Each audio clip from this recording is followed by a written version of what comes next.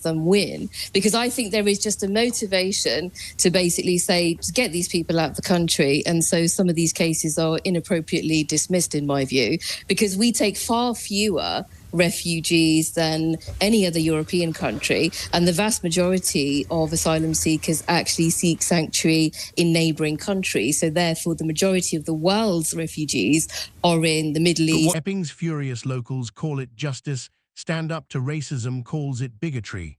So is protesting asylum hotels racist or just common sense? Watch the clash before they silence it.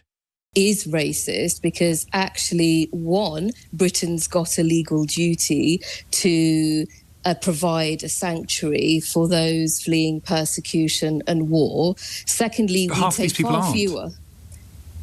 Well, a lot of them are, because most of the majority... Over half are rejected on their first asylum test. It's about 40%, 45% approval rate. So is that can't be racist too? For what year, though?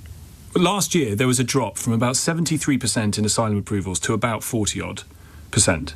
So it can't be racist to reject the asylum claim of various people coming into the country. Well, you'd have to look at the details on which it was rejected, because my understanding is on appeal, most of them win. Because I think there is just a motivation to basically say, to get these people out of the country. And so some of these cases are inappropriately dismissed, in my view, because we take far fewer refugees than any other European country, and the vast majority of asylum seekers actually seek sanctuary in neighbouring countries. So therefore, the majority of the world's refugees are in the Middle East. But what do we do about those who have no right to be here? It cannot be, surely, it cannot be racist to have a functioning immigration system which says, I'm really sorry, you have no right to be in this country, particularly if it's an asylum claim, out you go.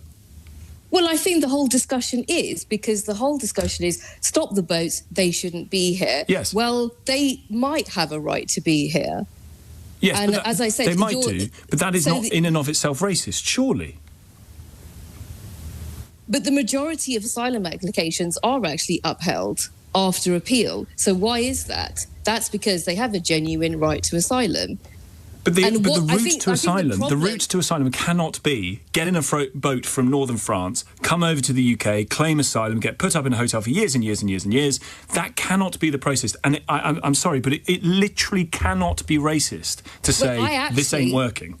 I actually agree with both of those points. I think it cannot be the case that people should jump on a boat and cross the channel, because that is very life-threatening. Lots of people have drowned in the process. So you need safe and legal routes for that. So that means people need visas to come here, or other legal means of coming here. And those people who are turned away, people who are turned away from those processing centres, as and when they start up in Europe, in France, what have you, turning those people away because their claim isn't viable for asylum in the UK, is that racist?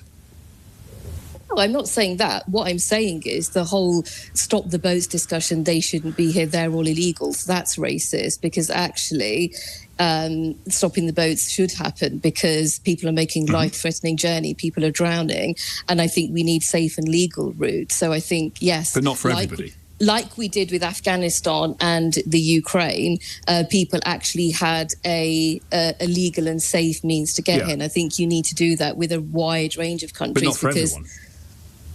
Well, you have to work out the system of doing that. And it seems to me that the system needs to be an agreement with France, not what Keir Starmer struck. There needs to be a proper agreement with France where they're processing asylum claims. Very good to talk to you. And then people... I am tired of the same tired talking points that paint every Briton who wants border control as a bigot.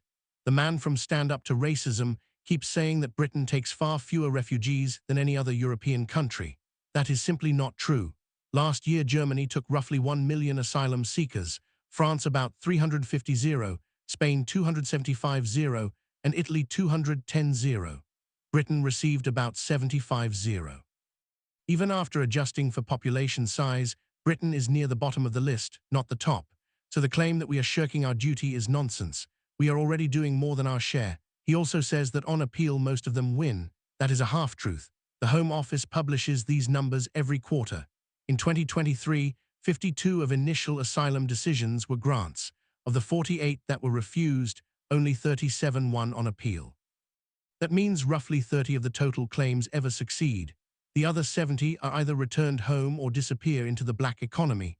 The activist wants you to believe that a refusal is always wrong, yet 7 out of 10 times the courts agree with the Home Office. Then there is the charge that protests outside hotels are racist. I have walked past those gatherings. I have seen the signs. They say things like house our vets first and secure the border. None of them mention race. If a white Romanian gang were being housed in a 4-star hotel while British pensioners froze in mouldy flats, the same crowd would turn up. The anger is about fairness, not melanin.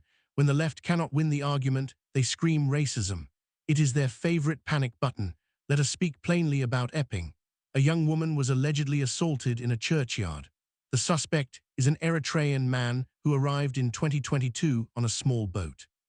He had already passed through at least 5 safe countries before reaching France and then paid smugglers to cross the channel.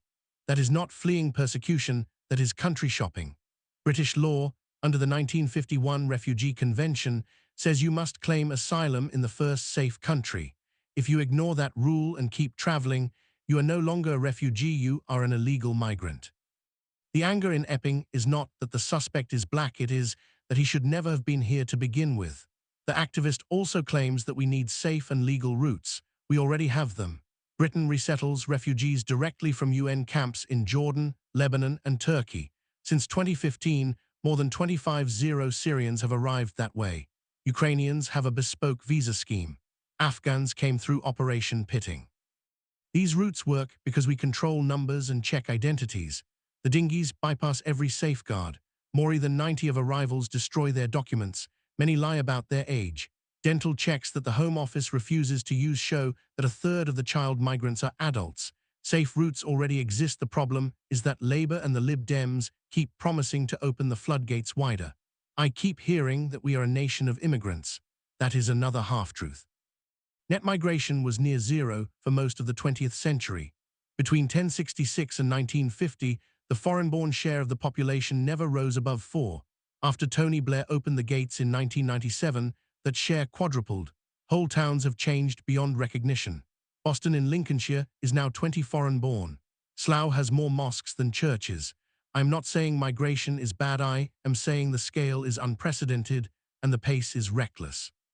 When a society changes faster than its institutions can adapt, resentment grows.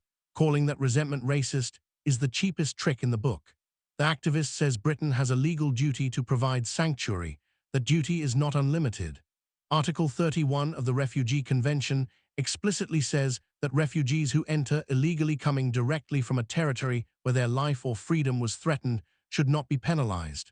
The key words are coming directly. Crossing half of Africa and all of Europe is not direct. The convention was written for people like the Jews fleeing Nazi Germany, not for economic migrants using war zones as stepping stones to a benefits check. And let us talk about those benefits. Asylum seekers in hotels receive $47.39 a week cash plus full board. A British pensioner on the basic state pension gets $203 a week to cover everything: rent, food, heating. That is not fair. It is especially galling when veterans sleep in shop doorways. Last year, 13,000 ex-service personnel were homeless. If you want to see real racism, look at the system that prioritizes foreigners over the men and women who fought for this country. The activist keeps bringing up Europe, so let us look at Europe. Denmark, governed by a social democrat coalition, now strips asylum seekers of valuables to pay for their upkeep. Italy has started processing migrants in Albania. Greece has built a wall on its Turkish border. France routinely clears migrant camps with tear gas. Yet when Britain tries even modest controls, the left cries fascism. The double standard is staggering. Finally, Israel. The activist will never mention Israel because it ruins his narrative. Israel has built a fence on its Egyptian border. Illegal crossings dropped by 99. Israel also has a policy of sending failed asylum seekers to Rwanda. The Supreme Court approved it. If Israel can protect its borders and still be a democracy, so can Britain. The left's obsession with open borders is not humanitarian, it is ideological. They want to dissolve the nation state. I want to preserve it. That is not racism, it is common sense.